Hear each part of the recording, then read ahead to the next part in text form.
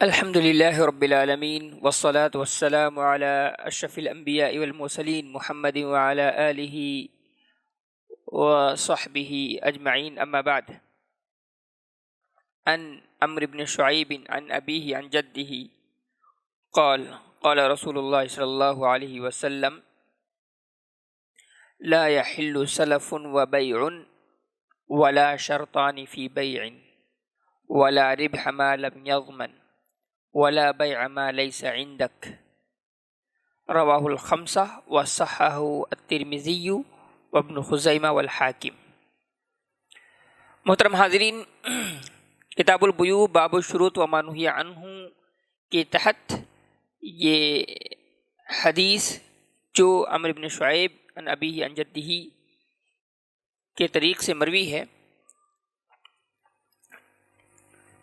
اس میں وہ کہتے ہیں کہ اللہ کے رسول صلی اللہ علیہ وسلم نے کہا کہ لا یحل سلف و بیع، کہ سلف اور بیع جائز نہیں ہے، یعنی سلف اور بیع دونوں کو آپ اکٹھا کریں یہ جائز نہیں ہے۔ پھر کہتے ہیں ولا شرطانی فی بیع، اور نہیں ایک بیع میں دو شرطیں شامل ہو سکتی ہیں۔ کریں ولا ربح ما لم یضمن، اور جس پر قدرت نہ ہو اس پہ، یعنی جس کو قبضے میں نہ لیا گیا ہو اس پر فائدہ بھی نہیں لیا جا سکتا۔ ولا بیع ما لیس عندک، اور جو تمہارے پاس نہیں ہے اس کو تم بیچ نہیں سکتے۔ اس حدیث کو حضرت حافظ ابن حجر رحمۃ اللہ علیہ کی اصطلاح کے مطابق خمسہ نے روایت کیا ہے۔ خمسہ یعنی اصحاب السنن الاربعہ اور امام احمد، یعنی ابو داؤد، نسائی، ابن ماجہ اور ترمذی نے اس حدیث کو روایت کیا ہے۔ امام احمد ابن حنبل رحمۃ اللہ علیہ نے روایت کیا ہے، ترمذی نے اس کی تصحیح کی ہے، ابن خزیمہ اور حاکم نے اس کو صحیح قرار دیا ہے۔ یہ حدیث ہے۔ اس حدیث میں اللہ کے نبی صلی اللہ علیہ وسلم نے دو باتوں کی طرف بنیادی طور پر اشارہ کیا ہے۔ ایک تو وہ بیع جو ممنوع ہے، حرام ہے۔ دوسری بات یہ کہ آپ بیع میں ایسی شرطیں نہیں لگا سکتے جو شرطیں فی نفسہ ہی باطل ہیں، جو شرطیں فی نفسہ ہی باطل ہیں۔ اللہ اور ان میں کچھ اور شروط کا بھی تذکرہ کیا ہے۔ جو انسان جو کوئی بھی انسان اگر وہ کوئی چیز بیچنا چاہتا ہے اور وہ چیز اس کے پاس نہیں ہے تو اس کو بیچ نہیں سکتا ہے۔ تو ثمن کا موجود ہونا، یعنی مبیع جو چیز بیچی جا رہی ہے اس کا موجود ہونا، یہ کیا ہے؟ یہ شرط ہے۔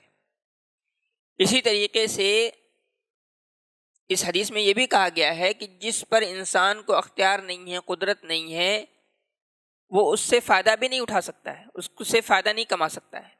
اس کی مثال انشاءاللہ آگے آئے گی۔ پہلی بات، اللہ کے نبی صلی اللہ علیہ وسلم نے جو کہا لا یحل سلف و بیع، کہ سلف اور بیع یہ دونوں جائز نہیں ہیں۔ سلف اور بیع کو ایک جگہ اکٹھا کرنا یہ درست نہیں ہے۔ سلف سے مراد کیا ہے؟ قرض ہے۔ جیسے کوئی کہے کہ ابیعک هذه السیارة علی ان تقرضنی 100، کہ میں تم سے یہ گاڑی بیچ رہا ہوں اس شرط پر کہ تم مجھے 100 دینار قرض دو۔ یا پھر یہ کہے اقرضتک کذا، میں نے تمہیں مثال کے طور پر 5 لاکھ روپے قرض دیے ہیں، ان تبیعنی سیارتک، اس بنیاد پر کہ تم مجھے اپنی گاڑی بیچو۔ تو اس حدیث میں ان دونوں صورتوں میں آپ دیکھیں قرض کو اور بیع کو اکٹھا کر دیا گیا ہے۔ پہلی صورت میں کیا ہے کہ پہلا آدمی جو ہے وہ دوسرے کو گاڑی بیچ رہا ہے، کہہ رہا ہے کہ اس کنڈیشن میں کہ تم مجھے 100 دینار دو گے مثال کے طور پر۔ دوسرا کہہ رہا ہے، دوسری صورت میں یہ ہے کہ میں نے جو تمہیں قرض دیا ہے اس بنیاد پر تاکہ تم مجھے اپنی گاڑی بیچو۔ تو دونوں صورتوں میں بیع کو اور قرض کو اکٹھا کر دیا گیا۔ یہاں سلف سے مراد کیا ہے؟ قرض ہے، اور اللہ کے نبی صلی اللہ علیہ وسلم نے اس سے منع کیا ہے، اس سے منع کیا ہے۔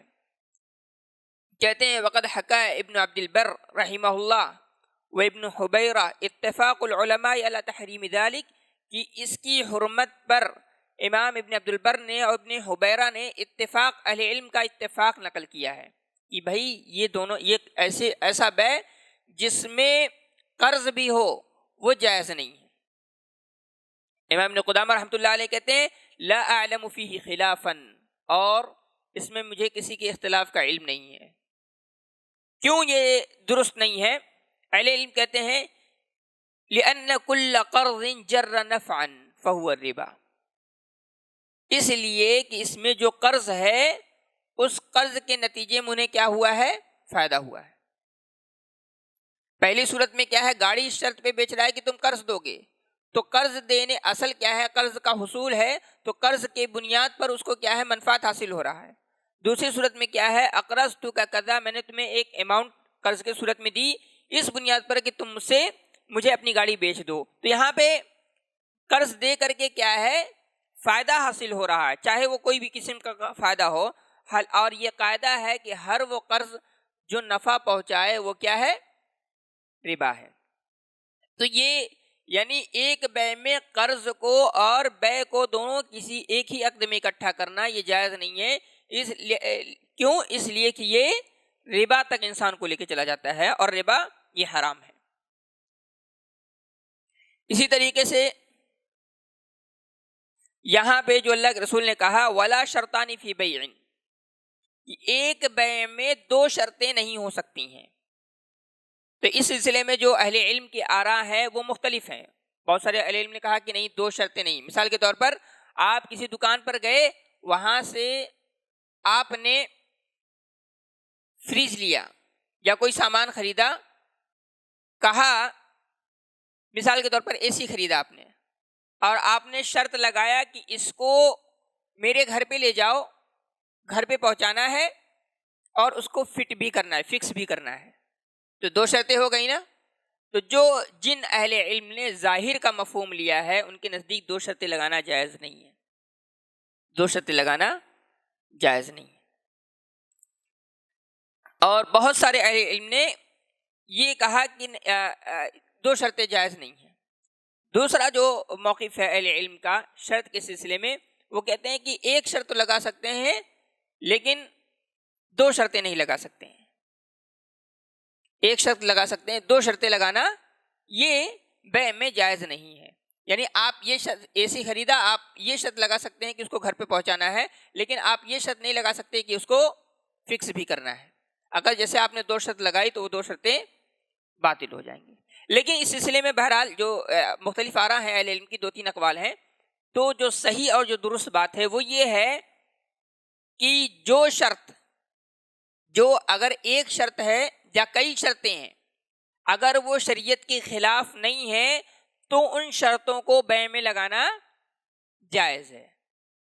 مثال کے طور پر آپ کسی سے لکڑی لے رہے ہیں، کہہ رہے ہیں اس لکڑی کو میں تم سے لکڑی خرید رہا ہوں اس شرط پہ کہ یہ لکڑی آپ کو میرے گھر پہنچانا ہوگا، اس کو ٹکڑے ٹکڑے کرنے ہوں گے۔ کتنے شرطیں ہو گئی؟ دو شرطیں ہو گئی نا۔ یا اسی طریقے سے اس میں اور بھی متعدد شرطیں لگا سکتے ہیں۔ آپ اس میں شرط لگائیں کہ میں آپ سے جو لکڑی خرید رہا ہوں اس کو میرے گھر پہنچانا ہوگا، اس کے ٹکڑے ٹکڑے کرنے ہوں گے، اس کو اٹھا کر کے فلاں جگہ میرا گودام ہے، فلاں جگہ جہاں لکڑیاں اکٹھا کی جاتی ہیں کہاں وہاں رکھنا بھی ہے۔ یعنی پہلے اس کو لے جانا ہے، گھر تک پہنچانا ہے، پھر اس کے ٹکڑے ٹکڑے کرنے ہیں، پھر اس کو گودام میں لے جا کر کے رکھنا ہے۔ کتنی شرطیں ہو گئی؟ تو تین شرطیں ہو گئی۔ اہل علم کہتے ہیں کہ یہ شرطیں اگر علیحدہ یعنی اکیلے اکیلے لگانا اگر جائز ہے تو اکٹھا بھی جائز ہے۔ یہاں جو مفہوم ہے ولا شرطان فی بیع، اس حدیث کے تناظر میں سمجھا جائے گا کہ کل شرط لیس فی کتاب اللہ فہو باطل، ہر وہ شرط جو اللہ کے حکم کے، اللہ کے فرامین کے خلاف ہو وہ باطل ہے۔ تو یہاں شرطان سے جو مراد ہے وہ یہی ہے کہ اگر شرط فی نفسہ اللہ رب العالمین کے اور رسول گرامی صلی اللہ علیہ وسلم کے فرامین کے خلاف نہیں ہے تو وہ کیا ہے؟ جائز ہے۔ یہ اس حدیث کا مفہوم ہے۔ اور کہا چاہے وہ ایک ہو یا دو ہو، کہتے ہیں اس کی دلیل کیا دیتے ہیں؟ دلیل دیتے ہیں، کہتے ہیں یا ایھا الذین آمنوا اوفوا بالعقود، اللہ تعالیٰ نے کیا ہے، اے ایمان والو تم عقود کو پورا کرو، یعنی جو عہد و پیمان کرو اس کو پورا کرو۔ تو یہاں شرط لگائی گئی تھی، لہٰذا شرط وہ اگر شریعت کے تقاضوں کے خلاف یا بیع کے تقاضوں کے خلاف نہیں ہے تو وہ اصلاً کیا ہے، درست ہے۔ جیسے اللہ کے نبی صلی اللہ علیہ وسلم نے کہا المسلمون علی شروطہم، کہ مسلمان اپنے شروط کا پاسدار ہوتا ہے، اپنے شروط کا لحاظ کرتا ہے۔ تو یہاں پر حدیث میں جو دلیل ہے کیا ہے؟ حدیث اور قرآنی آیات اس بات پر کی دلیل ہے علی وجوب الوفاء بالشروط، کہ شروط کو پورا کرنے کی وجوب پر دلالت کرتی ہے، اور کہہ رہے ہیں کہ یہ اصل ہے، اور کہہ رہے ہیں کہ جو اس اصل سے باہر نکلے گا وہ دلیل کا محتاج ہوگا، اس کو چاہیے کہ وہ دلیل دے۔ دوسری بات یہ کہ الاصل فی المعاملات کلھا اصلھا وشروطھا الصحہ والاباحہ، دوسری علت کیا ہے کہ بیع میں، عقود میں اصل کیا ہے؟ اباحت ہے، آپ جو چاہیں وہ شرط لگا سکتے ہیں، سب صحیح ہے ما لم یدل دلیل صریح علی المنع، جب تک کوئی ایسی دلیل نہ آ جائے جو اس کی حرمت پر صریح دلیل بن سکے۔ تو یہ صحیح موقف ہے کہ کوئی بھی ایسا شرط، چاہے ایک ہو یا دو ہو، اور چاہے ایک شرط ہو یا دو شرط ہو، اگر وہ شریعت کے خلاف نہیں ہے تو اس کا لگانا درست ہے، یہ صحیح موقف ہے۔ دوسری بات اللہ کے نبی صلی اللہ علیہ وسلم نے جو یہاں تیسری بات کہی ہے کہ ولا ربح ما لم یضمن، کہ جو شخص جس چیز کا ضامن نہیں ہے، جو چیز کسی شخص کے قبضے میں نہیں ہے، وہ اس سے فائدہ نہیں اٹھا سکتا۔ کہتے ہیں لا یجوز للانسان ان یربح فی شیء لم یقبضہ، جس چیز کو اس نے اپنے قبضے میں نہیں لیا ہے اس سے فائدہ اٹھانا انسان کے لیے جائز نہیں ہے۔ کیوں؟ اس لیے کہ وہ ایک ایسی چیز کو بیچ رہا ہے جو اس کے قبضے میں ہے ہی نہیں، اور اگر اس کے قبضے میں نہیں ہے تو کس کے قبضے میں ہے؟ اس کا مطلب یہ ہے کہ وہ جس سے اس نے خریدا ہے اس کے قبضے میں ہے۔ تو ظاہر ہے اگر وہ چیز اس چیز میں فساد واقع ہو جائے یا بگاڑ واقع ہو جائے تو ذمہ داری کس کی ہوگی؟ جس کے قبضے میں ہے، بائیں کے قبضے میں ہے، تو ذمہ دار کون ہوگا؟ بائیں ہوگا۔ تو ظاہر ہے جب اس کے قبضے میں ہے تو ایسی صورت میں آپ اس کو بیچ کر کے نفع نہیں اٹھا سکتے، شریعت نے اس سے منع کیا ہے۔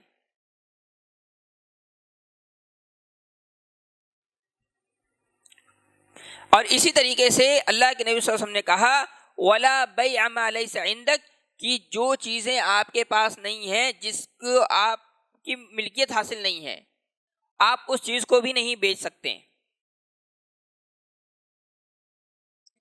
اس کی جیسے مثال کے طور پر کوئی آپ کے پاس آتا ہے، آپ کے پاس آیا سیمنٹ خریدنے، سیمنٹ کی بوری لینے آیا، آپ نے کہا کہ میرے پاس نہیں ہے، میرے پڑوسی کے پاس ہے، آپ رکو ذرا میں لے کر کے آتا ہوں۔ مثال کے طور پر آپ اپنے پڑوسی دکان کے پاس گئے لینے، اسی دوران آپ کے جاتے ہی بارش ہو گئی، پورا نقصان ہو گیا۔ تو اب نقصان جو ہوا، اس نقصان کو، اس گھاٹے کو کون برداشت کرے گا؟ ظاہر ہے جس کا سامان تھا، تو جس کا سامان تھا وہ برداشت کرے گا نہ کہ آپ برداشت کریں گے۔ تو ضامن کون ہوگا؟ اس نقصان کا ذمہ دار کون ہوگا؟ جس کا سامان تھا، نہ کہ آپ ہوں گے۔ تو اللہ کے نبی صلی اللہ علیہ وسلم نے منع کیا ہے کہ آپ اس سے فائدہ نہیں اٹھا سکتے جو آپ کے قبضے میں نہ ہو۔ وہ کس کے قبضے میں تھا؟ پڑوسی کے قبضے میں تھا۔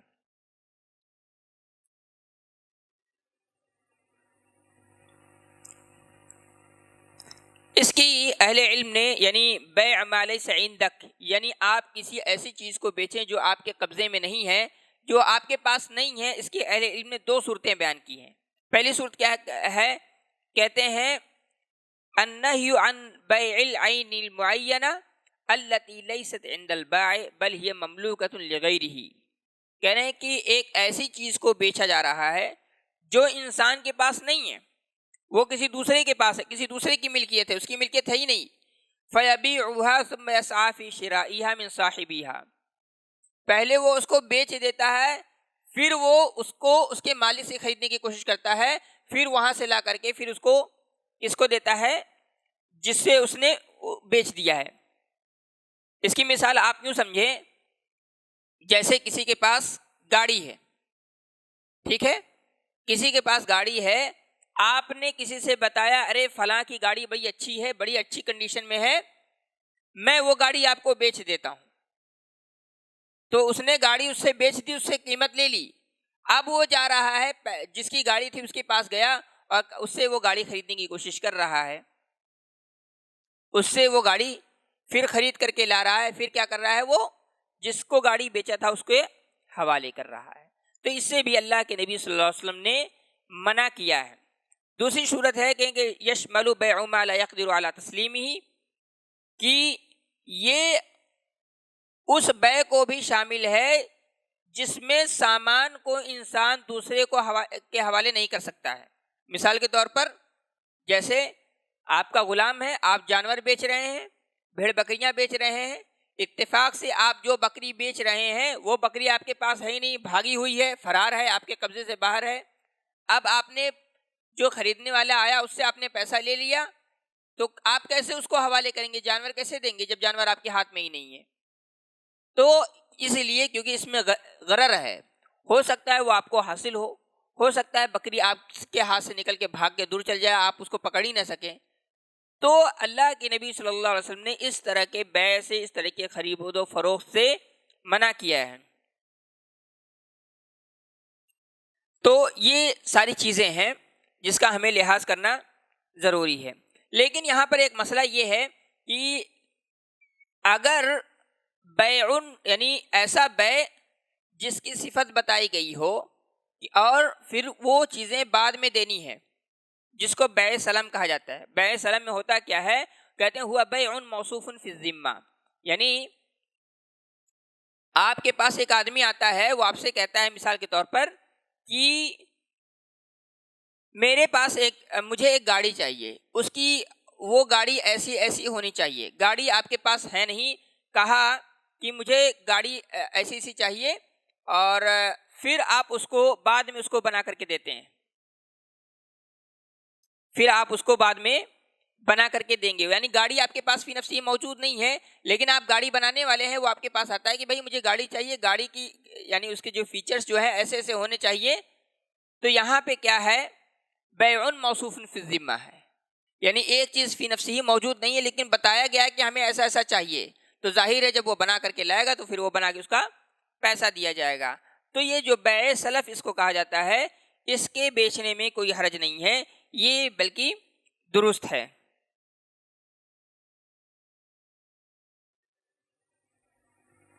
تو یہ چند احکام تھے جو بہت ہی مختصر انداز میں میں نے آپ کے سامنے رکھا ہے۔ اللہ تعالیٰ سے دعا ہے رب العالمین ہماری اور آپ کی اصلاح فرمائے، آمین۔ وآخر دعوانا الحمدللہ رب العالمین۔